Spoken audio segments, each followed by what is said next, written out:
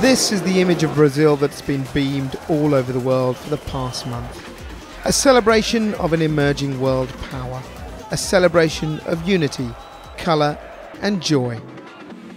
But there's a flip side to this country the cameras haven't shown. Life in the favelas is a light year away from the glamour of the World Cup. I don't think anything really sums up the disparity in Brazil than this view. Just over my shoulder there is a shanty town, a favela, and what it looks and faces onto is the brand new Sao Paulo football stadium. Today it's Argentina versus Switzerland, and there are fans from all over the world enjoying a fantastic celebration of what Brazil really means. Football, samba, sunshine. But that disparity is a real thing, and as I've discovered, energy has had a strange influence to play in redressing some of that balance. Favelas are shanty towns. This one in the Campo Limpo neighbourhood of Sao Paulo is home to 1.2 million people and is in the so-called Death Triangle, where three favelas converge. 700 people were killed here in the past year. Sanitation is poor at best, and electricity, well, that comes from stealing power from cables. Hope is a rare commodity. But number 77 is a place where lives are being changed. Casa do Zezinho is an educational safe house where kids and young adults are taught to better their lives. Here they learn to express what they see and are given hope to change themselves. So the topic here is what I see from my window, and so they put they draw on the windows what they see from their windows and their rooms. It's a way, it's a methodology they found to help these children to demonstrate, to present what they are living in their lives. So if the pictures are good, then they're all right. So if they see bad things, will they draw this? Yeah, so if they draw bad things, abuse, violence, things like this, the teachers and the coordinators on the rooms, they can identify and that can treat the kids immediately. But this is the way they have to express what they are feeling. And how old are these children? Quantos anos essas crianças têm? Olha, provavelmente, pela atividade que eu vejo, deve ser entre 8 e 10 anos. 8 to 10. Denise has had a lot of involvement with Casa do Zezinho, but she doesn't work there. She's a volunteer who works for Schneider Electric in Brazil. She's part of a team teaching young adults to become electricians. For them, it's like a new beginning, because electricity is something very magical. Because once, at the first start, you are scared of it.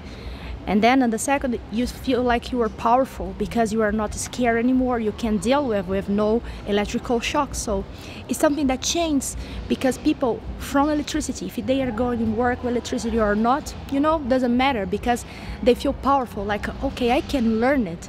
I can learn whatever I want to learn, because electricity is like, wow, you cannot see, you just touch. So at the end, now I can see that it's a new way of life for these people, and they want this job as well. Improving the electricity network is something that benefits wider society, but this scheme is just one part of the humanitarian work the corporation does here.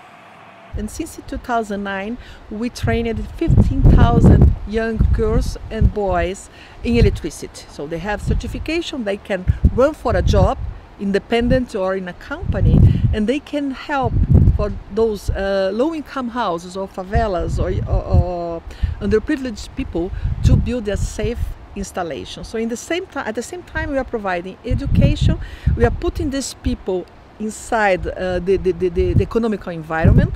We are improving the quality of electricity in those underprivileged areas, and the one that I think is the most important thing, we are giving the citizenship feeling for those people, because they believe a part of the society. So when they get a job, the proud to have a job inside the community is very big. So they feel as a citizen, and I think this is the way to make a better country. Now, giving these children a future sounds like trite corporate PR, but it's not just lip service. Lives are being changed.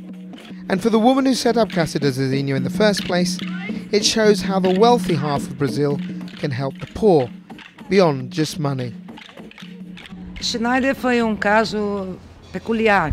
They did it very differently from every company that gives money to a project. They did it with love, lots of love, and they listened to everyone that was in their classes. They prepared themselves to be with the Zezinhos and to listen to them. So the first 2 classes they give to them, it was all about hearing, who are you, what do you want, what do you need? And this is very respectful and shows a lot of respect for Zezinhos, for Casa, and it's different from major companies and how they do it. Foram respeitados. And this sense of giving communities respect is something that could inspire change back home in the UK. I think, you know, what Tanya, the zone president, has done with her team in Brazil is unbelievable. She's given so much back to the community, and she's helped them step out of the gutter into something that they can aspire to, which is absolutely fantastic.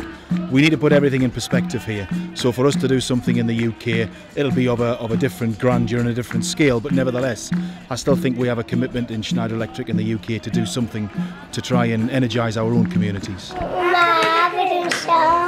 It's a tree, a sun. For these children, the journey to a new life is just beginning.